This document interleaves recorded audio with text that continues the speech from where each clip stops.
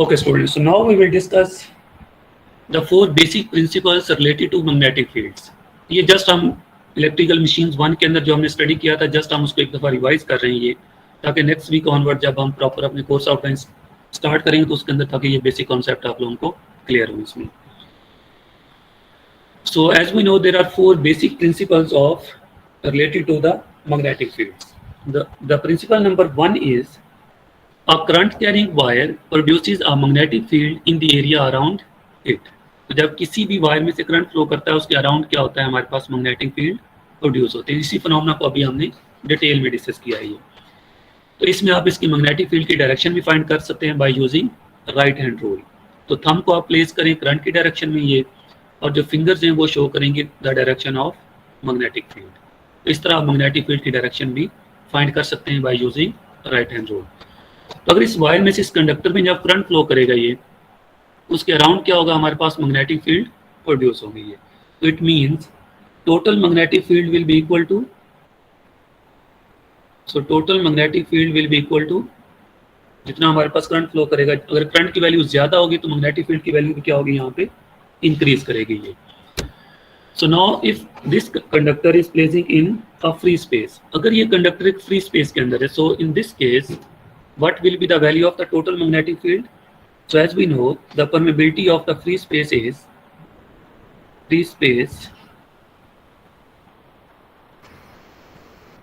तो free space की permeability क्या होती है बेसिकली. आई होप ये पॉइंट तो सबको क्लियर होगा कि हमारे पास 4 pi exponent minus 1. Okay, very good. 4 pi multiplied 10 raised power minus 7 henry per metre. तो आई होप कि ये फर्स्ट इक्वेशन सबको क्लियर होगी कि हमारे पास जितना ज़्यादा करंट फ्लो करेगा उतनी ज़्यादा मैग्नेटिक फील्ड प्रोड्यूस होगी है. अगर हम सपोज कर रहे हैं अभी ये कि ये जो कंडक्टर है जिसमें करंट फ्लो कर रहा है ये एक फ्री स्पेस के अंदर पड़ा हुआ है, तो अगर ये फ्री स्पेस के अंदर पड़ा हो तो इट मीन्स कि फ्री स्पेस की क्या होगी, परमेबिलिटी. तो the value of the free space permeability is 4 pi multiplied 10 raised power minus 7 henry per metre. So mu naught will be equal to, so in this case the total magnetic field will be equal to mu naught into I. अगर ये conductor हमारे पास free space के अंदर पड़ा है तो उस case में हमारे पास total magnetic field will be equal to mu naught into I. तो आई होप कि ये पॉइंट भी सबको क्लियर होगा यहाँ तक. कि हमारे पास एक कंडक्टर है फ्री स्पेस के अंदर पड़ा हुआ तो उस केस में हमारे पास टोटल मैग्नेटिक फील्ड की वैल्यू क्या होगी. इस इक्वेशन में कोई इशू नहीं किसी को. ये अगर किसी स्टूडेंट का यहाँ पे कोई क्वेश्चन है या क्लियर नहीं हुआ तो आप लोग डिस्कस कर सकते हैं. तो ये जस्ट हम उसको जो प्रीवियस हमने डिस्कस किया उसको जस्ट एक दफा रिवाइज कर लेंगे, ठीक है. So now as we know magnetic field intensity is basically equal to, H is basically equal to total magnetic field divided by length. तो जो टोटल मैग्नेटिक फील्ड है उसको हम लेंथ पे डिवाइड कर दें तो उसको हम क्या नाम देते हैं, बेसिकली मैग्नेटिक फील्ड इंटेंसिटी. तो ये क्या है हमारे पास, मैग्नेटिक फील्ड इंटेंसिटी. तो आई होप कि ये पॉइंट भी सबको क्लियर हो कि हमारे पास magnetic field intensity is basically equal to total magnetic field divided by length. तो लेंथ का मीनिंग क्या होगा यहाँ पे जी, कोई स्टूडेंट आप में से बताएगा कि लेंथ का मीनिंग क्या होगा. लेंथ हम कौन सी लेंगे यहाँ पे, कंडक्टर की लेंथ. नहीं, कंडक्टर की हम मैग्नेटिक फील्ड की बात करें तो मैग्नेटिक फील्ड इंटेंसिटी की हम बात कर रहे हैं, ठीक है. तो जब हम मैग्नेटिक फील्ड की बात करें इट मींस इसके अराउंड जो हमारे पास कंडक्टर के अराउंड जो फील्ड प्रोड्यूस होंगी वहां पे हम लेंथ उस चीज की मेजर करेंगे. तो ये पॉइंट सबने क्लियर रखना है कि लेंथ हम किसके ले रहे होते हैं. लेट्स सपोज कि हमारे पास यहाँ पे ये एक सर्कल है हमारे पास, this is the magnetic field and this is also magnetic field.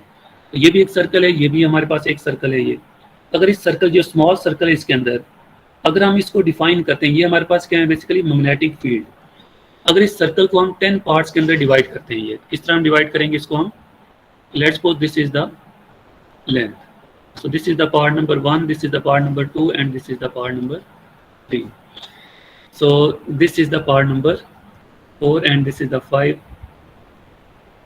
अगर हम इस सर्कल को 10 पार्ट्स के अंदर डिवाइड, तो एक जो पार्ट है उसकी लेंथ की हम बात कर रहे हैं.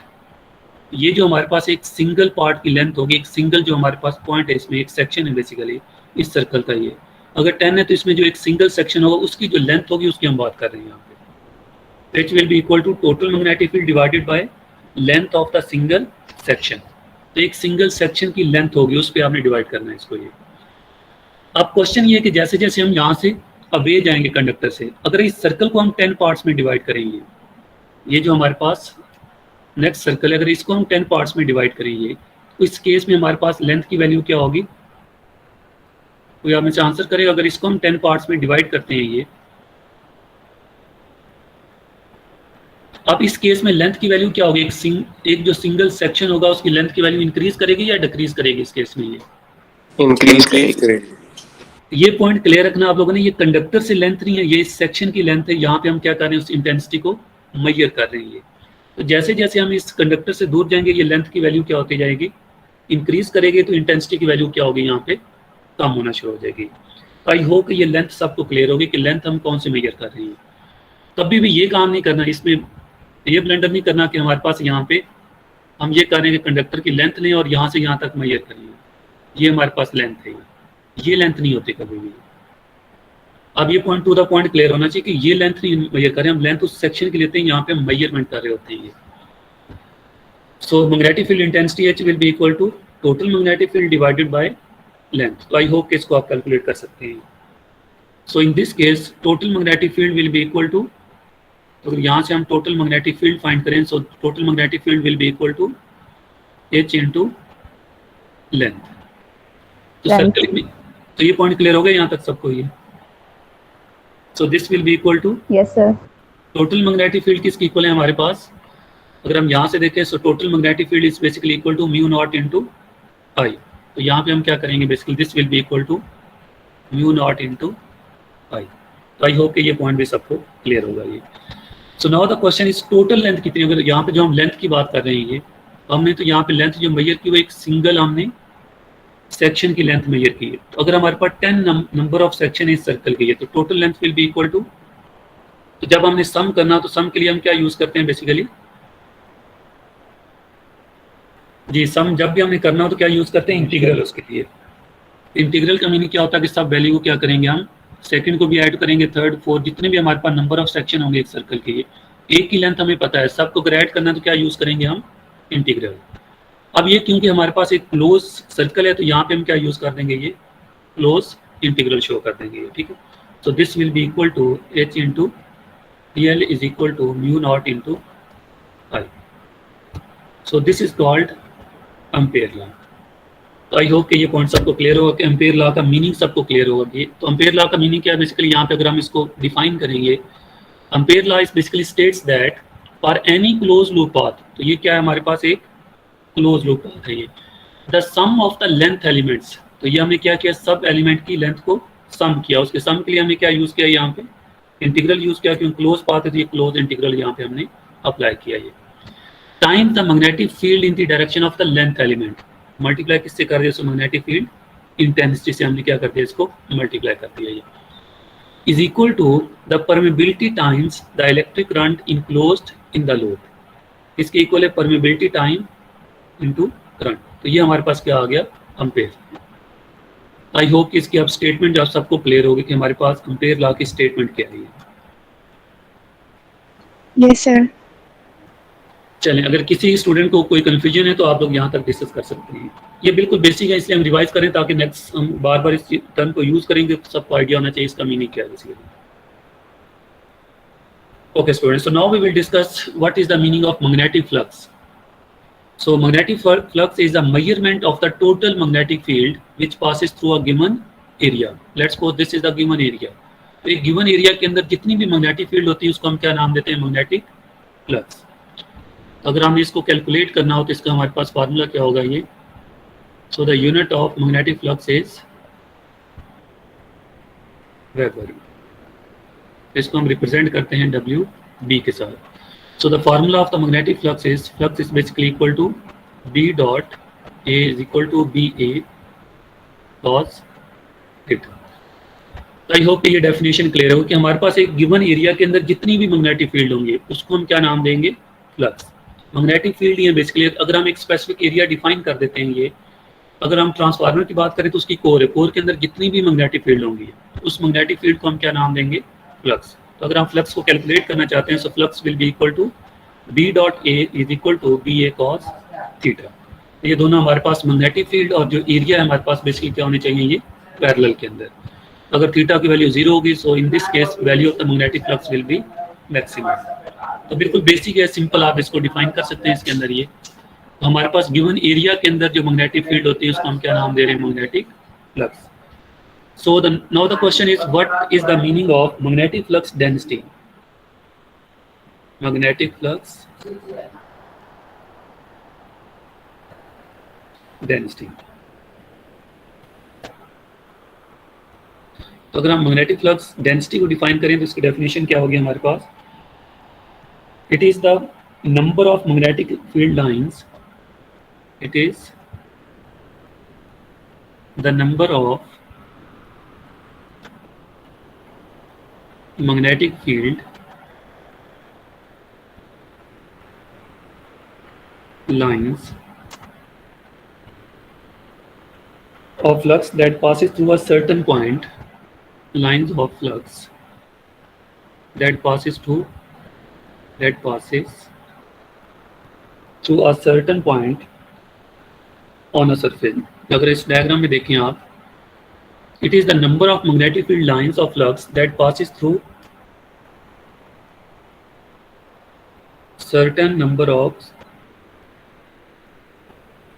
point on the surface।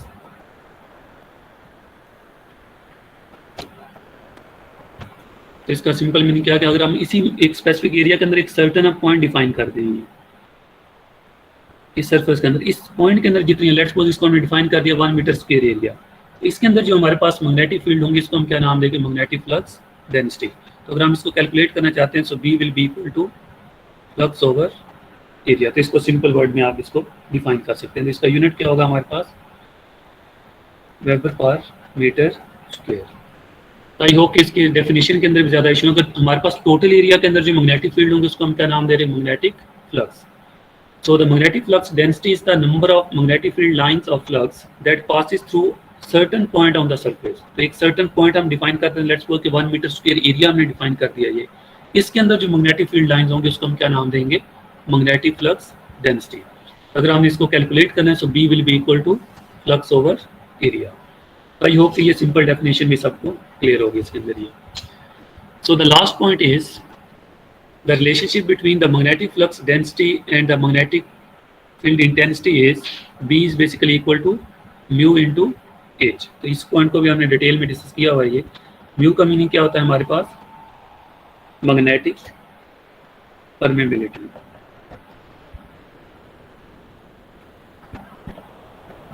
ये बिल्कुल बेसिक डेफिनेशन है, ये पॉइंट सबको क्लियर होने चाहिए इसको हम, ताकि नेक्स्ट जो हम अप्लाई करेंगे मशीन 2 के अंदर तो ये बेसिक टर्म आपको सबको क्लियर होनी चाहिए। So the relationship between the magnetic flux density and magnetic flux intensity is B is basically equal to mu into H. तो म्यू का मीनिंग क्या होता है, मैग्नेटिक परमेबिलिटी। कोई भी हम मटेरियल यूज कर रहे हैं वो मटेरियल मैग्नेटिक फील्ड को कितना सपोर्ट कर रहा है, उसकी जो हमारे पास उस जो परमेबिलिटी होगी उसको हम क्या नाम दे रहे हैं, मैग्नेटिक परमेबिलिटी। आई होप कि ये 3 टर्म आपको सबको क्लियर होंगी। हमारे पास मैग्नेटिक फ्लक्स क्या होता है, मैग्नेटिक फ्लक्स डेंसिटी क्या होती है, ये या हमारे पास रिलेशन क्या होता है मैग्नेटिक फ्लक्स डेंसिटी और इंटेंसिटी के दरमियान। ये पॉइंट सबको अच्छी तरह यहाँ तक क्लियर होना चाहिए।